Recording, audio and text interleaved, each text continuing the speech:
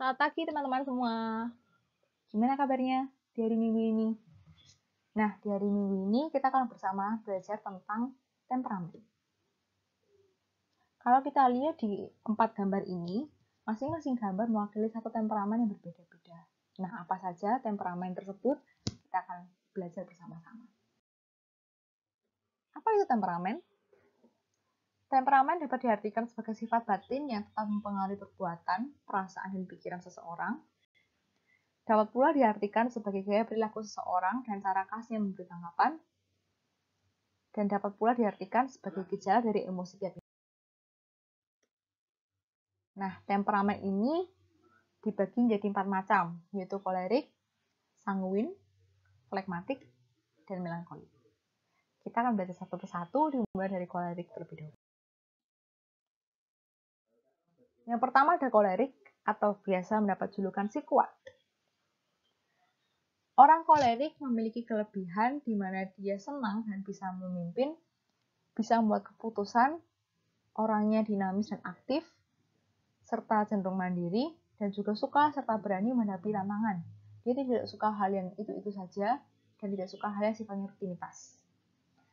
Dia juga bekerja keras, punya target, bergerak cepat dan suka cari solusi praktis, dan punya moto hari ini harus lebih baik dari kemarin, hari esok harus lebih baik dari hari ini.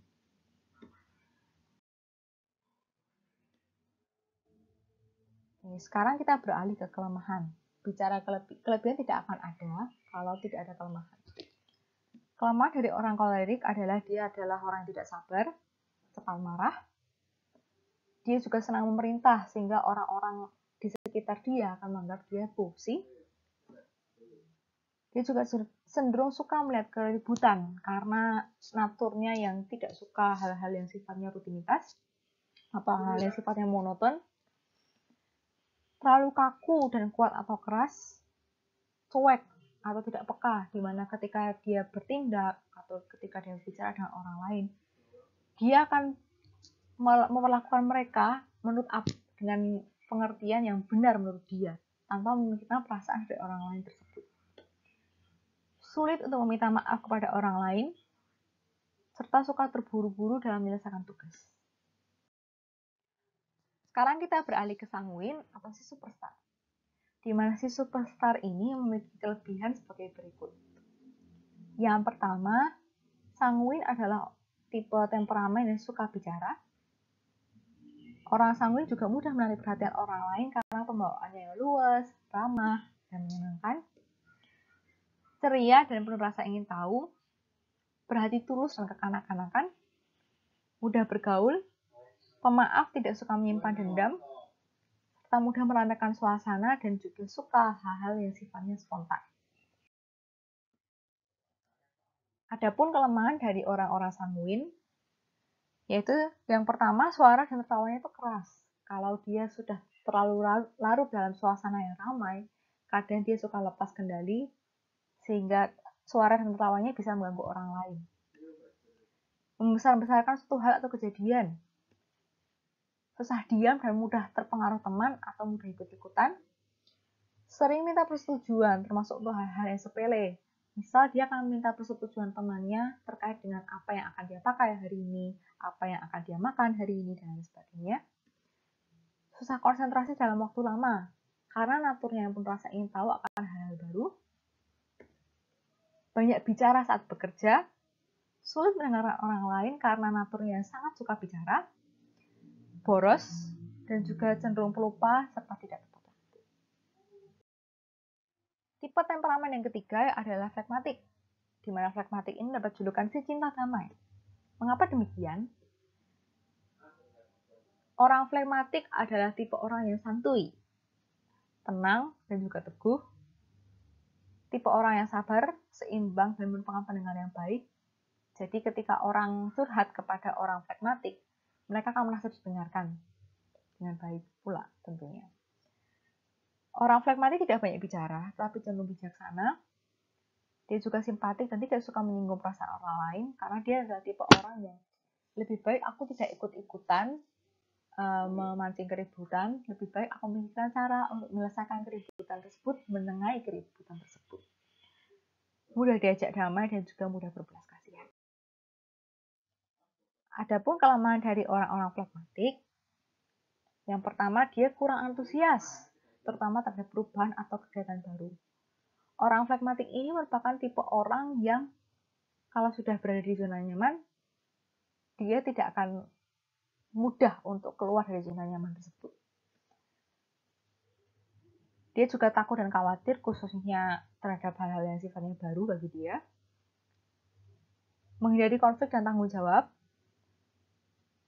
Kadang terlalu malas karena ya naturnya menghindari tanggung jawab tersebut.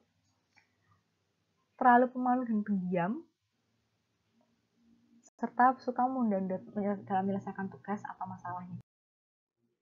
Tipe temperamen yang terakhir yaitu melankolis atau mendapat julukan si sempurna. Si sempurna ini memiliki kelebihan di mana dia memiliki bawaan yang serius dan juga teliti. Tipe orang yang artistik, musikal, dan juga kreatif. Dia menghargai hal-hal yang berbau musik, hal-hal yang berbau seni, dan sebagainya. Mau mengorbankan diri dan idealis. Dia punya prinsip yang orang lain tidak akan bisa menggoyahkan atau menggoyangkan prinsipnya. Standarnya tinggi, dan dia adalah tipe orang yang ingin segala sesuatunya berjalan dengan sempurna. Senang memperinci, jadi kalau dia sudah merencanakan sesuatu itu sangat detail, tekun dan juga rajin, serba tertib dan teratur, jadi dia sudah mengatur jadwalnya sedemikian rupa, oh jam sekian aku harus ini, jam sekian juga aku sudah harus melakukan ini, dan sebagainya. Tipe orang melankolik juga orang yang hemat dan juga adapun kelemahan dari orang melankolik, yang pertama, dia cenderung melihat masalah dari sisi negatif. Karena orang melankolik ini merupakan orang yang sensitif ketika mendapat feedback dari orang lain. Dia akan mempertimbangkan, memikirkan feedback dari orang lain tersebut terus-menerus. Dan ketika ada orang yang secara tidak sengaja maupun sengaja berbicara jelek atau berperilaku jelek terhadap dia akan merasa murung dan tertekan. Nah, natur orang melankolik juga mengingat hal yang negatif dan pendendam, mudah merasa bersalah, kadang terlalu lama berpikir untuk menyelesaikan masalah karena naturnya yang ingin segala sesuatunya berjalan dengan sempurna, termasuk dalam menyelesaikan masalahnya sendiri, dan sensitif saat dikritik orang lain. Nah, kan tipe temperamennya berbeda-beda tuh. Bagaimana kita bisa menyatukan temperamen tersebut? Bagaimana kita bisa membuat kekurangan dari temperamen yang kita punya itu menurun dan juga kelebihannya semakin ditonjolkan? Mari kita bersama-sama buka dari Galatia 5 ayat 22-23a. Tetapi buah roh ialah kasih, sukacita, damai sejahtera, kesabaran, kemurahan, kebaikan, kesetiaan, kelemah lembutan, dan penguasaan diri. Sebenarnya, masing-masing dari kita itu sudah diperlengkapi oleh 9 buah roh ini. Hanya saja, tipe temperamen tersebut ditonjolkan dalam buah roh tertentu saja. Misal, orang sanguin itu menonjol dalam segi kasih sayang, sukacita, dan juga kebaikan. Tetapi, dia kadang lemah dalam aspek penguasaan diri ketika dia sudah terlalu banyak berbicara.